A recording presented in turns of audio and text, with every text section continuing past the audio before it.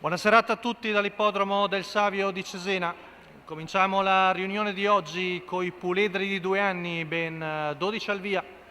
Lo schieramento: 1 Camon Stecca, 2 Cleveland Kampf, 3 Costamagna Pax, 4 Tarion, 5 Coca-Cola, 6 Callisto. Questa è la prima fila. 7 Caroline Francis, 8 Castleton Wisa S, 9 Crintolite, 10 Chopin GM, 11 Commander Crow, 12 Costa Rica Pax.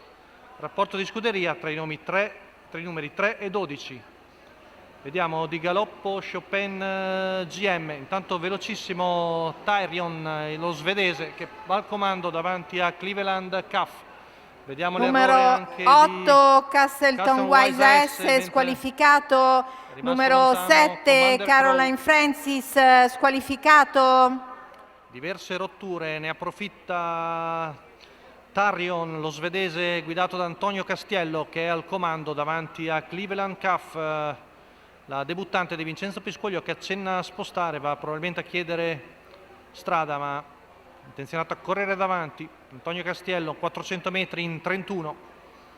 Poi vediamo la terza posizione per Coca-Cola davanti a Camon Stecca, tutti un po' sgranati, molti di galoppo. 600 metri in 47,3, 16,3 la curva. C'è davanti un numero terzetto. 10 Chopin Jim squalificato. La rottura anche di Camon Stecca. Il terzetto sempre numero con 1 Camon Stecca squalificato. E Coca-Cola in quarta posizione, un po' più distante è Callisto. Intanto il primo giro va via in 1-2-8, sempre in vantaggio il figlio di Trixton, con in schiena Cleveland Kampf. Terza posizione per Coca-Cola, si avvicina anche Callisto, chilometro in 1:18,8, retta di là. Ora accenna a spostare Vincenzo Piscoglio con la figlia di Moses Robb, poi si avvicina Coca-Cola, si avvicina anche Callisto. E questo il quartetto che lotterà per la vittoria, retta di là passata in 15,2. All'esterno più decisa ora Cleveland Kampf su Tarion, poi Coca-Cola che guadagna di dentro, si avvicina anche Callisto. Siamo a 200 metri dalla conclusione, ultima curva passata in 15,7, retta d'arrivo, in vantaggio Tarion, al largo di tutti Callisto, di dentro Coca-Cola, ultimi 100 metri, ma Tarion è ancora in vantaggio, ci prova Callisto, ma ormai è tardi e si difende Tarion su Callisto e Coca-Cola.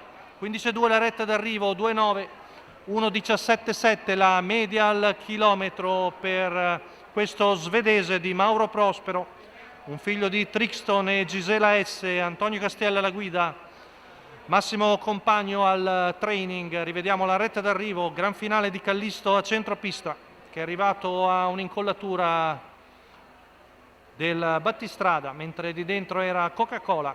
Rivediamo la retta d'arrivo con Tarion che si difende di giustezza sull'attacco di Callisto, che può essere soltanto secondo, mentre terza è Coca-Cola.